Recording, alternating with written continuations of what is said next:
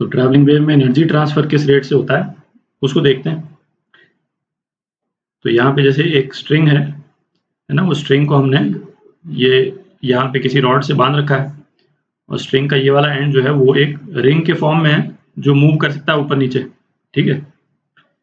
तो यदि ये लेफ्ट हैंड साइड में हम इस स्ट्रिंग को ऊपर और नीचे की तरफ मूव करते हैं मैकेनिकली, तो ये वेव क्रिएट होगी और ये वेव जो है वो राइट हैंड साइड में जाएगी वेलोसिटी v से, और इसकी वेलोसिटी क्या होगी वो तो अपने को मालूम ही है, हम निकाल चुके हैं इसकी velocity under root tension upon mass per unit length, ठीक है। तो इस वेलोसिटी से ये वेव यहाँ पहुंचेगी और जब वेव यहाँ पहुंचेगी तो जो एनर्जी है इस वेव में वो इस रिंग पे ट्रांसफर हो जाएगी। तो रिंग भी जो है वो इस तरह से ऊपर और नीचे की तरफ ऑसिलेट करेगी, है ना, रॉड के चारों तरफ।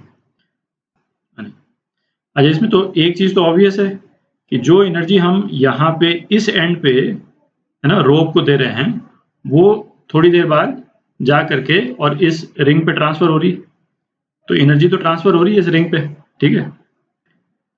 अच्छा, तो अब यदि हमको रेट ऑफ एनर्जी ट्रांसफर पता करना है तो किसी भी एक पोर्शन का, है ना, कोई एक पोर्शन ले लें हम, सपोज ये वाला पोर्शन ले लिया हमने स्ट्रिंग का, उसकी यदि टोटल एनर्जी हम पता कर लेते हैं तो उससे हम रेट ऑफ एनर्जी ट्रांसफर निकाल सकेंगे, ठीक है। तो ऐसा करते हैं, एक छोटा सा एलिमेंट लेते हैं और उसमें देखते हैं कि टोटल एनर्जी क्या है, ठीक है। अच्छा, पहले हम ये देखते हैं कि जो स्ट्रिंग के जो वेरियस एलिमेंट्स हैं ना, छोटे छोटे पार्ट्स में इसको डिवाइड कर सकते हैं, स्ट्रिंग के जो लेंथ है टोटल, ठीक है, ये छोटे छोटे पार्ट से हम इसको डिवाइड कर सकते हैं, ठीक है। तो इनमें एनर्जी जो है वो किस फॉर्म में स्टोर्ड है। अच्छा, ये तो हम देख ही चुके हैं कि हर एलिमेंट जो है वो अपने पॉइंट के अबाउट ट्रांसवर्स डायरेक्शन में एसएचएम कर रहा है। तो ये एलिमेंट जो है वो यहाँ पे एसएचएम करेगा, ठीक है।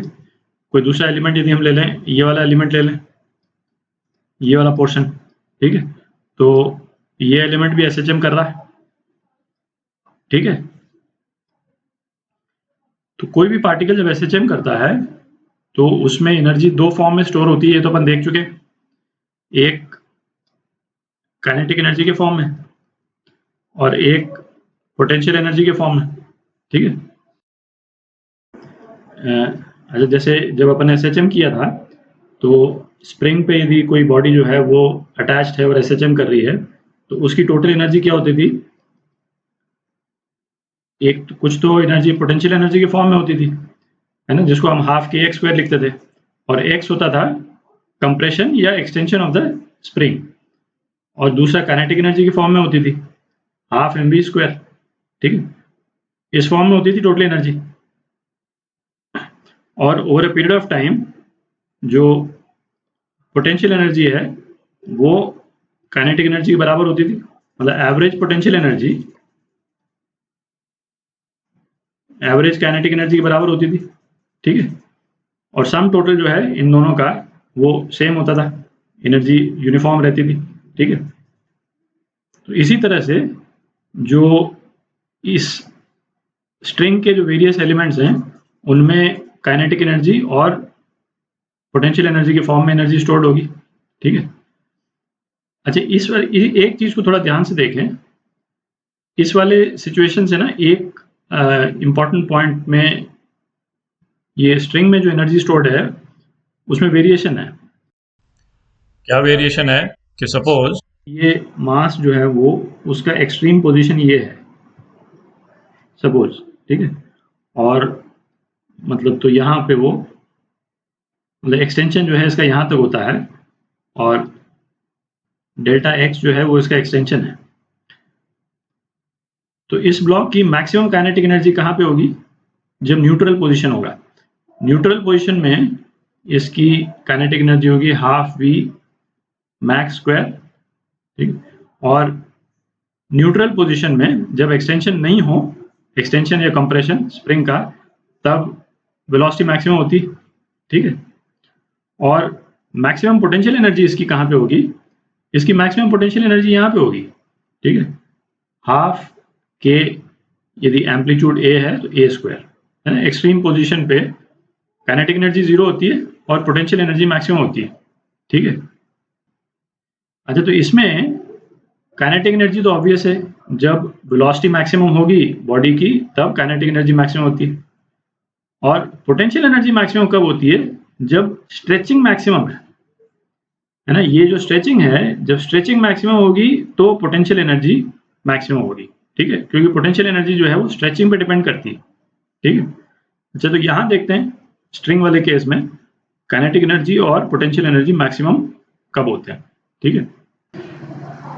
अच्छा, तो यहाँ पे मैंने स्ट्रिंग के 2 एलिमेंट्स ले लिए, ठीक है, और ये जो मैंने येलो डॉटेड लाइंस बनाई हैं इनकी विड्थ जो है वो एग्जैक्टली सेम है दोनों केस में, तो है ना। तो जब स्ट्रिंग जब ऑसिलेट जब नहीं कर रही थी, जब इसमें वेव नहीं थी, तो length of the string in दोनों डॉटेड लाइंस के बीच में दोनों केस में एग्जैक्टली सेम था, ठीक है।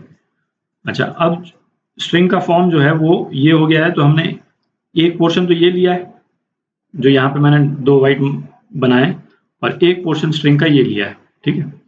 तो पहले तो काइनेटिक एनर्जी लेते हैं। अच्छा, काइनेटिक एनर्जी जो है वो मीन पोजीशन पे मैक्सिमम होगी, ठीक है, वो तो ऑब्वियस ही है क्योंकि यहाँ पे वेलोसिटी मैक्सिमम है और यहाँ पे जो है वो वेलोसिटी 0 है, तो यहाँ पे काइनेटिक एनर्जी क्या होगी? 0, ठीक है। और यहाँ पे ये वाला जो पॉइंट है, यहाँ पे काइनेटिक एनर्जी मैक्सिमम होगी, ठीक है। चलिए पोटेंशियल एनर्जी देखते हैं। इस केस में, स्प्रिंग के केस में पोटेंशियल एनर्जी मैक्सिमम कहाँ थी? एक्सट्रीम पॉइंट पे, और एक्सट्रीम पॉइंट पे इसलिए थी क्योंकि स्ट्रेचिंग एक्सट्रीम पॉइंट पे मैक्सिमम था। अच्छा, यहाँ पे यदि हम देखें तो स्ट्रेचिंग कहाँ पे ज़्यादा है? स्ट्रेचिंग जो इस वाले पॉइंट पे स्ट्रेचिंग ज़्यादा है, दिख रहा है। जो स्ट्रिंग का जो अनस्ट्रेच लेंथ था वो कितना था? इस केस में इतना था और इस केस में भी इतना था, है ना। ये तो मैंने आइडेंटिकल बनाए। अच्छा, यहाँ पे हम देखें तो ये इतना अनस्ट्रेच लेंथ स्ट्रेच होकर के और कितना लंबा हो गया? ये स्ट्रेच होकर कितना लंबा हो गया, दिख रहा है।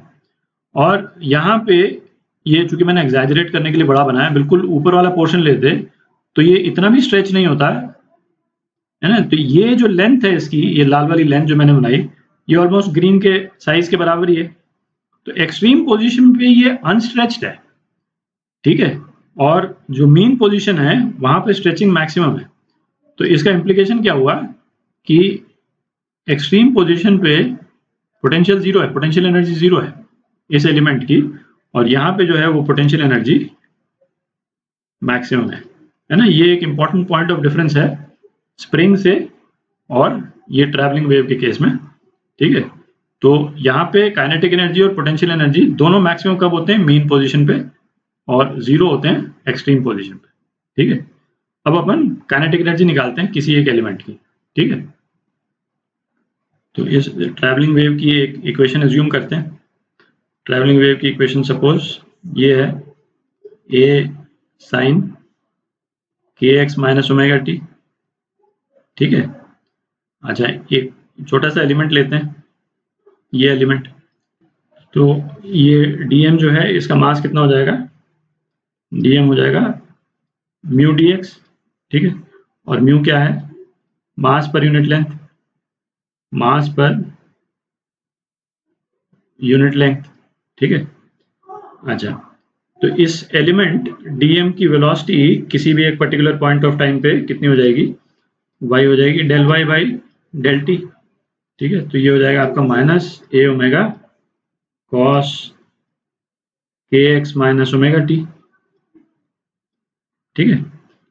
तो काइनेटिक एनर्जी इस dm वाले पोर्शन का कितना हो जाएगा? Half dm into V square, तो कितना हो गया? Half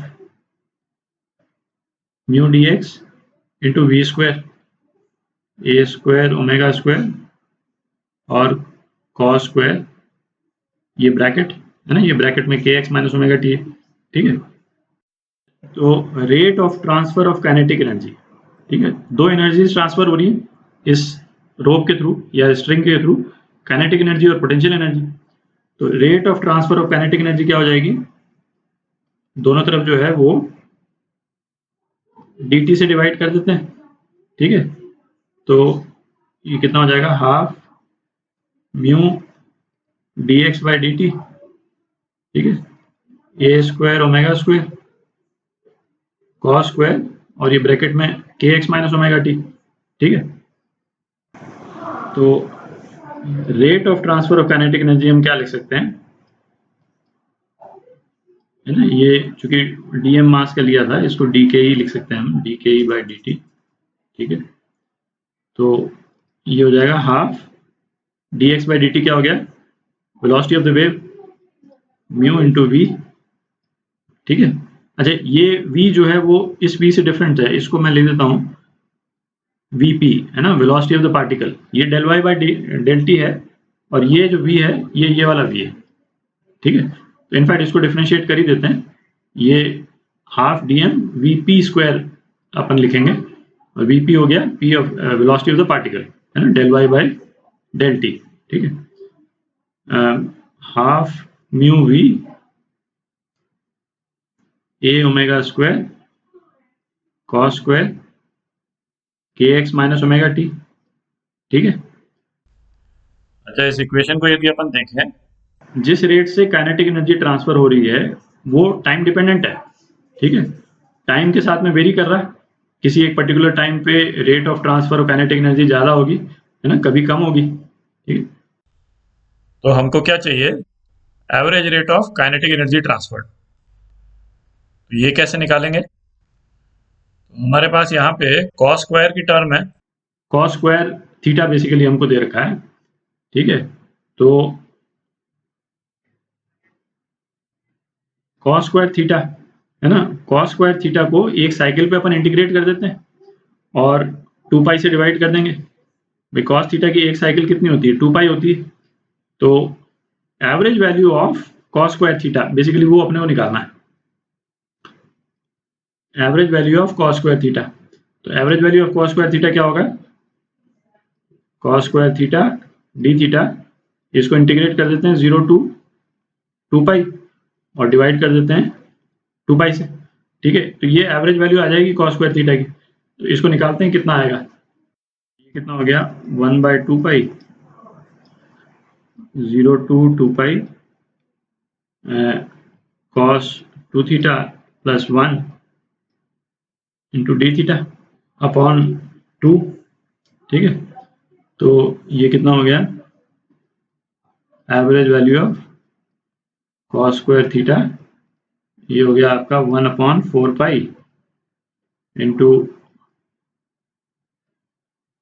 sine 2 theta upon 2 plus theta, ठीक है। और ये कितना हो गया, 0 टू 2 पाई। तो एवरेज वैल्यू क्या आ गई आपकी, 1/2। Average value of cos square theta ये है 1/2, जब अपन ने इसको एक पूरे साइकिल के ओवर इंटीग्रेट कर दिया, है ना, उसका एवरेज निकाल लिया इंटीग्रेट करके, 2 पाई से डिवाइड कर दिया, ठीक है। तो अब इस वाली इक्वेशन में यूज कर सकते हैं। तो हम ये बोल सकते हैं कि average value of kinetic energy delivered over a cycle, ये एवरेज वैल्यू, ठीक है। मतलब 2 पाई की साइकिल है तो उस पे एवरेज काइनेटिक एनर्जी ट्रांसफर होने का जो रेट है, काइनेटिक एनर्जी ट्रांसफर का जो रेट है उसका जो एवरेज है, ठीक है, वो कितना हो जाएगा, इसकी जगह 1/2 लिख देते हैं तो ये 1/4 हो जाएगा, 1/4 mu v a omega square, ठीक है। तो ये आ गया आपका average rate of kinetic energy transfer, ठीक है। अच्छा, अब पोटेंशियल एनर्जी देखते हैं, ठीक है। अच्छा, ये तो अपन देख ही चुके हैं एसएचएम के केस में, जैसे कि एवरेज पोटेंशियल एनर्जी जो है वो एवरेज काइनेटिक एनर्जी के बराबर ही होती है ना, किसी भी ऑसिलेटिंग सिस्टम में। तो ये भी एक ऑसिलेटिंग सिस्टम है, तो हम ये मान सकते हैं कि average rate of potential energy delivered average, ये average rate of kinetic energy delivered के बराबर होगा। ठीक है, तो average rate of potential energy delivered ये भी क्या हो जाएगा 1/4 mu v a omega square. ठीक है, तो इन दोनों को हम ऐड कर देते हैं, तो ऐड कर देंगे तो क्या आ जाएगा average rate of energy delivered. तो ये कितना हो गया, ये एवरेज पावर डिलीवर्ड। ठीक है, तो ये हो जाएगा आपका average rate of kinetic energy delivered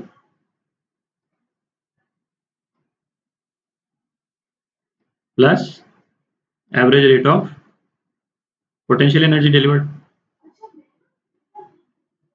ठीक है, एवरेज, तो ये कितना हो गया है ना, ये average half mu v into a omega square.